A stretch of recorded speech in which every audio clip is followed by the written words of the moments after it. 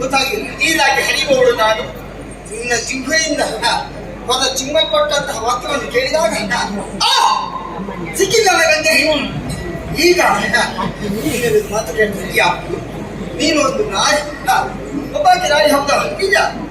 ಈ ಗಂಡು ಮಕ್ಕಳ ಮಾನಭಂಗ ಮಾಡುವ ಕೆಲಸ ನಿಮಗೆ ಯಾಕೆ ಬೇಕಿತ್ತು? ಎಲ್ಲಿ ಯಾವಾಗಂತ ಬೇಕಲ್ಲ, ಗೊತ್ತಾಗಿಲ್ಲ. ಇಲ್ವಲ್ಲ, ಗಂಗೆಯಿಂದ ಅರ್ಥಾತ್ ನಿನ್ನಿಂದ ಯಾಗಕ್ಕಾಗಿ ತೀರ್ಥವನ್ನು ಕೊಂಡು ಹೋಗುವುದಕ್ಕೆ ಒಬ್ಬ ಆಳು ಬಂದಿದ್ದ. ಅವನನ್ನು ತಡೆ ನಿಜ, ಅವನನ್ನು ದಂಡಿಸಿದ ಅವನನ್ನು ನಿಂದಿಸಿದ ನಿಜ, ಹಾಗೆ ಖಂಡಿಸಿದ. ಅವ ಯಾಕೆ ಮಾಡಿಸಿದ? ಯಾರು?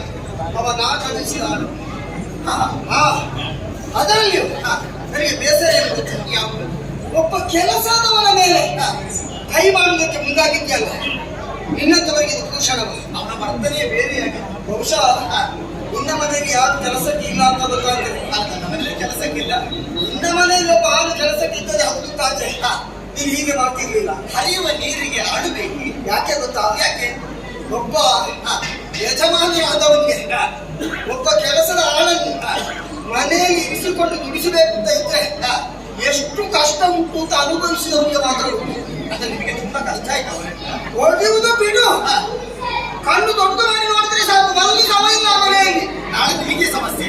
ಹಾಗಾಗಿ ಇನ್ನೊಬ್ಬರನ್ನು ಹುಡುಕಬೇಕು ಅಂತ ಇದ್ರೆ ಎಷ್ಟು ದಿವಸ ಬೇಕು ಗೊತ್ತುಂಟ? ಅವನಿಗಿಂತ ಕಡೆಯವರು ಸಿಕ್ಕು ಅಲ್ಲ, ಒಂದು ವೇಳೆ ಕಡೆಯವರು ಸಿಕ್ಕುದು ಮಾತ್ರ ಇವನಿಗಿಂತ ಹೆಚ್ಚು ಕಡೆಯವರೇ ಬಂದು ಹಾಗೆ. ಹೌದಪ್ಪ. ಮತ್ತೆ ಒಂದು ಉಂಟು. ಯಾವುದು? ನಾವು ತಿಳಿದುಕೊಂಡ ಮಾಸ್ತದೆ. ಯಾವುದು? ಮನೆಯಲ್ಲಿ ಯಜಮಾನ ಯಾವಾಗಲೂ ಈ ಕೆಲಸದವರ ಮೇಲೆ ಕೈ ಮಾಡುವುದಿಲ್ಲ. ಪ್ರತಿ ಮನೆಯಲ್ಲಿ ಪೂರ್ವಕದಲ್ಲಿ ಹೇಳ್ತು ನಾನು. ಆ ಪೂರ್ವಕದಲ್ಲಿ ಪ್ರತಿ ಮನೆಯಲ್ಲಿ ಕೆಲಸದವರ ಮೈ ಮೇಲೆ ಕೈ ಹಾಕುವುದವರನ್ನು ನಿಂದಿಸುತ್ತ ಮೊದಲಿಗೆ ಮಾಡುವುದೇ ಮನೆಯ ಒಡತಿ. ಅವರಿಗೆ ತುಂಬಾ ಸಮಸ್ಯೆ ಆಗ್ತದೆ. ಹೆಣ್ಣು ಮಕ್ಕಳೇ ಅವರ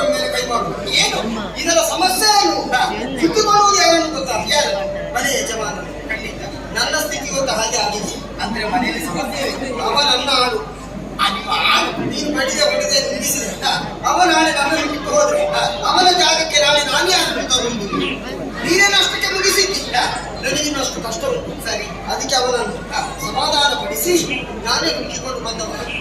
ನೀನು ಉಳಿದ ಎಲ್ಲಾ ನದಿಗಳು ನನ್ನನ್ನು ಸೇರಿಕೊಳ್ಳುವಾಗ ನೀನೊಬ್ಬರು ಹೇಳ್ತಾ ಇದ್ದ ನಾನು ಸೇರುವುದಿಲ್ಲ, ಸೇರಬೇಕಿದ್ರೆ ಹೊರಗಡೆ ಬರಲಿ. ನಿಜ, ಅವನಲ್ಲಿ ಮಾತಾಡುವುದಕ್ಕೆ ಉಂಟು. ಸತ್ಯ, ಇಂತಹ ಗುಣ ಸ್ವಭಾವ ನೀನನ್ನು ಯಾಕೆ ಆವರಿಸಿಕೊಂಡಿದ್ದು ನಾನು ತಿಳಿಯಲಿಲ್ಲ. ಮತ್ತೊಂದು ವಿಚಾರ ಉಂಟು. ಯಾವುದು? ಗಂಗೆಯಾದ ನೀನು ನನ್ನನ್ನೇ ಸೇರಿಕೊಳ್ಳಬೇಕು ಎನ್ನುವಂತಹ ನನ್ನ ಈ ವಿಚಾರದಲ್ಲಿ ನಾನು ಬಹಳ ದೂರ ದೃಷ್ಟಿಯನ್ನು ಇರಿಸಿದ್ದೇನೆ. ಯಾಕೆ? ಉಳಿದ ಎಲ್ಲಾ ಪುಣ್ಯ ನದಿಗಳು ಹರಿದು ಹರಿದು ಹರಿದು ಹರಿದು ನನ್ನನ್ನೇ ಸೇರಿಕೊಂಡಿರುವಾಗ ರಕ್ಷಣೆಯಲ್ಲಿರ್ತಾರೆ. ಗಂಗೆಯೊಬ್ಬನು ನನ್ನನ್ನು ಬಿಟ್ಟು ಬೇರೆ ಪಥವನ್ನು ಹರಿಸಿ ಹಾಗೆ ಹರಿಯತೊಡಗಿದ್ದಾದ್ರೆ ಮುಂದೊಂದು ದಿವಸ ನೀರಿಗಾಗಿ ಗಲಾಟೆ ಪ್ರಾರಂಭ ಆಗ್ತದೆ. ಗಂಗೆ ನನ್ನವಳು, ಗಂಗೆ ನನ್ನವಳು, ಅವಳು ನಮಗೆ ಸೇರಬೇಕಾದವಳು, ನಮ್ಮ ಜಾಗದಲ್ಲಿ ಹರಿತಾ ಇದ್ದಾಳೆ, ನಾವು ಬಿಟ್ಟು ಕೊಡುವುದಿಲ್ಲ ಅಂತ ಹೇಳಿದೆ. ಗಂಗೆಯಾಗಲಿ ತುಂಗೆಯಾಗಲಿ ಬೇಡ ಕಾಲೇರಿಯೇ ಆಗಲಿ ಪರಿಸ್ಥಿತಿ ಏನಾಗ್ತದೆ. ನಾಳೆ ನೀರಿಲ್ಲದಿದ್ದರೆ ಸಮಸ್ಯೆ ಅಲ್ವಾ? ನೀರು ಯಾರಿಗೆ ಸಿಗ್ತದೆ ಬಿಡ್ತದೆ ಅನ್ನೋದು ಗಲಾಟೆ ಗಲಾಟೆ ಅದಕ್ಕೆ ಆಸ್ಪದ. ನಾನೀಗ ಸುಮ್ಮನೆ ಕುಳಿತ ಅಂತ ಆದ್ರೆ ಭವಿಷ್ಯತ್ತಿನಲ್ಲಿ ಗಂಗೆ ನಮ್ಮವಳು, ಗಂಗೆ ನಮಗೆ ಸೇರಬೇಕಾದವಳು, ಹೀಗೆ ಭೂಲೋಕದ ಜನಸಾಮಾನ್ಯರು ಅಂತ ದುಸ್ಥಿತಿಗೆ ಹೋಗಬಾರದು ಎನ್ನುವ ದೂರದೃಷ್ಟಿ ನಿಲ್ಲಿಸಿಕೊಂಡು ಹೇಳ್ತಾ ಇದ್ದೇನೆ. ನಿನ್ನ ರಕ್ಷಣೆಗೆ ಉಳಿದ ಜೀವ ಜಂತುಗಳ ರಕ್ಷಣೆಯ ಹೊಣೆಗಾರಿಕೆ ಹೊತ್ತ ಕಾರಣ ನೀನು ಯಾಕೆ ನನ್ನನ್ನು ಸೇರುವುದಿಲ್ಲ ಅಂತ ಹೇಳಿದೆ ಎನ್ನುವ ವಿಚಾರಕ್ಕೆ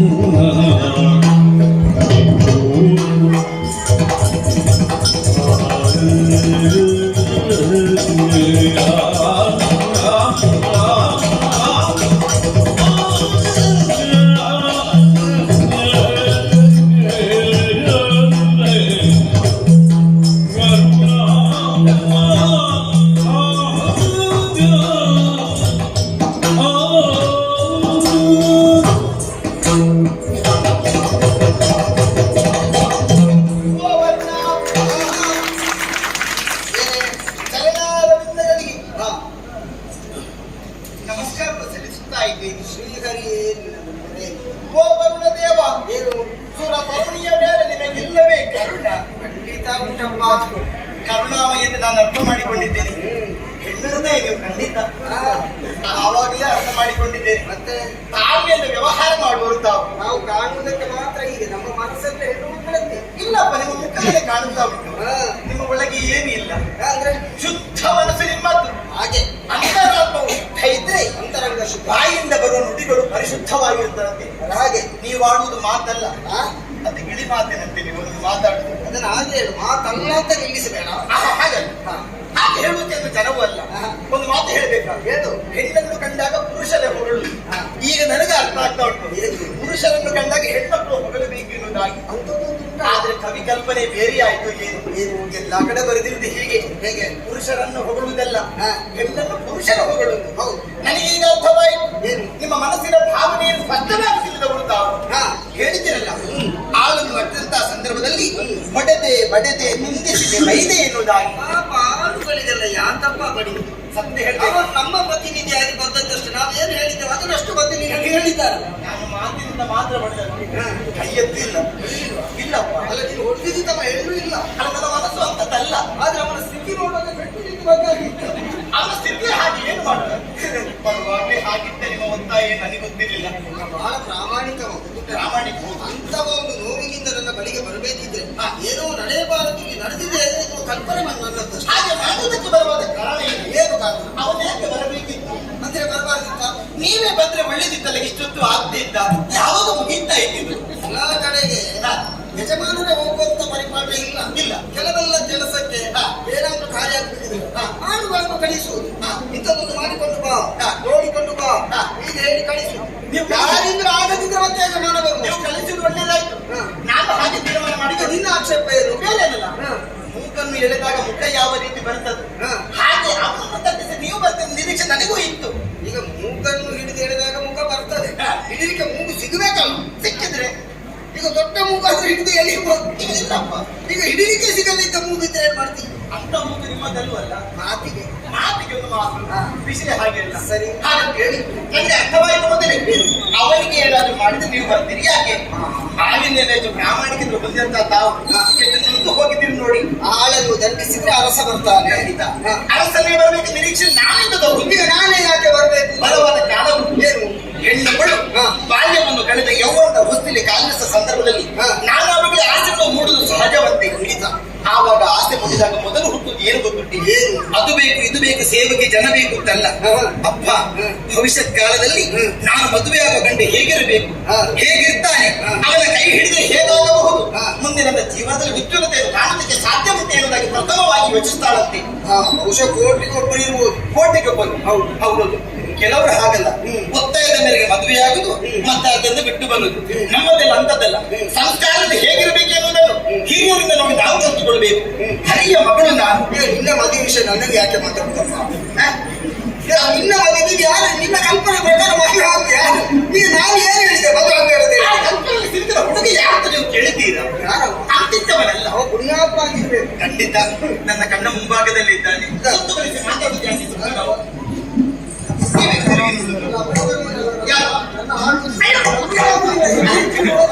ನಿಮ್ಮ ಆಳನ್ನು ಒಂದು ಪ್ರೀತಿಸುವಷ್ಟು ಮನಸ್ಸು ನಂದ. ಹೇಳಲಿಕ್ಕೆ ಯಾರ್ಯಾರ ಭಾವ ಹೇಗೆ ಇರ್ತಾನೆ ಅಂತ. ಅದಕ್ಕೆ ಅರಸನೇ ಆಗ್ಬೇಕು, ಆಳೆ ಆಗ್ಬೇಕು ಅಂತ ಇಲ್ಲ.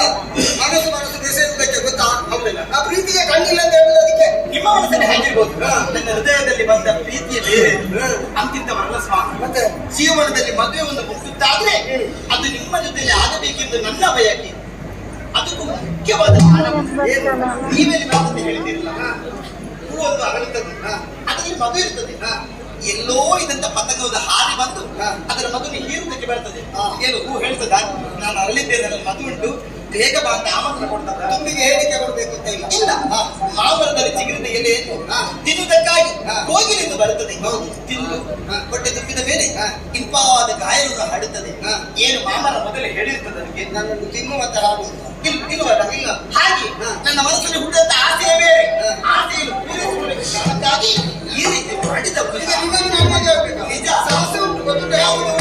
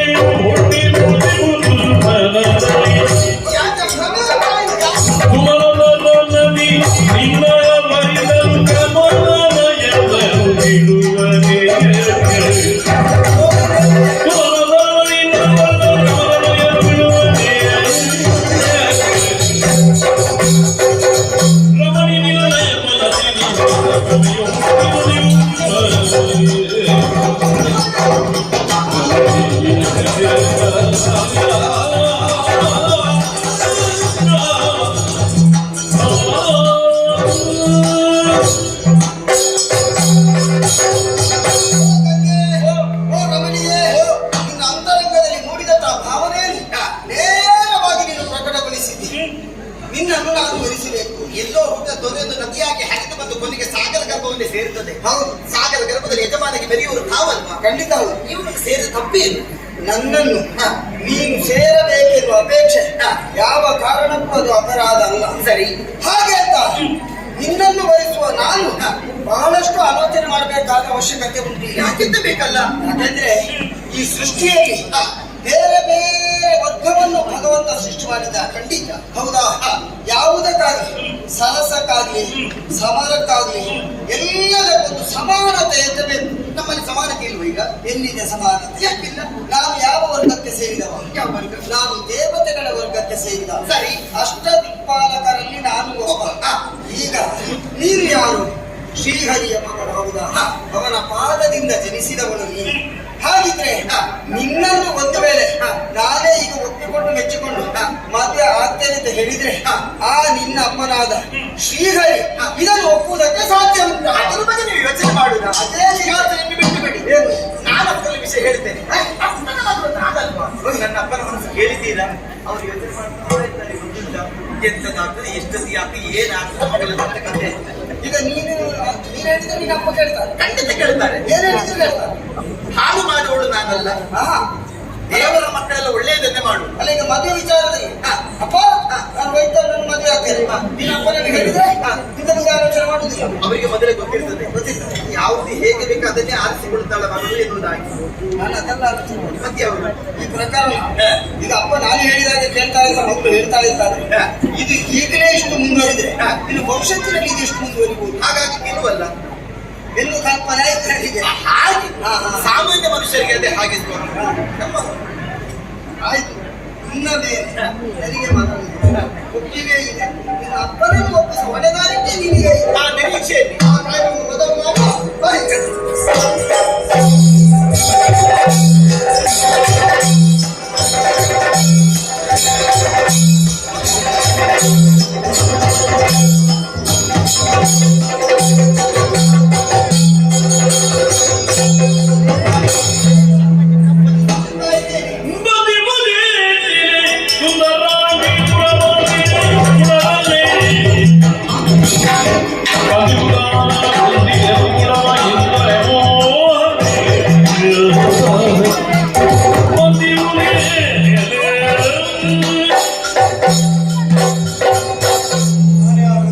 ಜನಕ ಮಗಳು